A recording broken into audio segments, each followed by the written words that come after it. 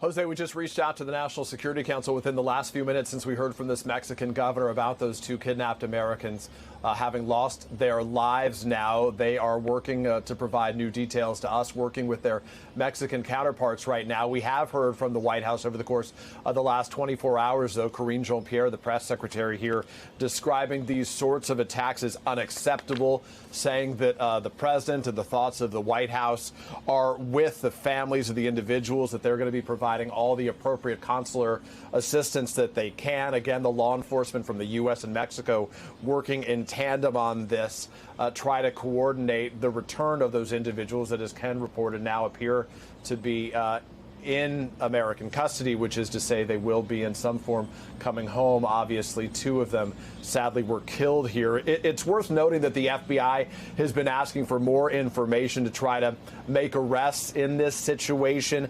The State Department over the last several days re-upping what they call it sort of do not travel warning, that it was already in place, effectively saying that that particular region of Mexico is very dangerous. According to the State Department's website, it says in simple, blunt terms, avoid the area due to kidnapping and crime, organized crime activity, gun battles, armed robberies, and kidnapping as well.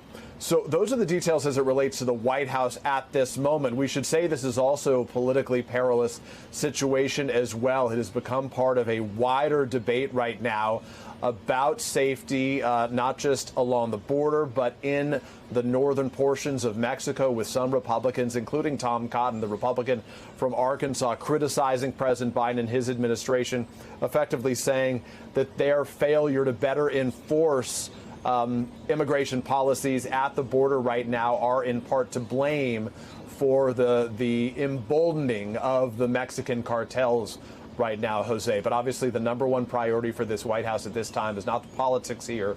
It is trying to get more information about who's responsible for these deaths.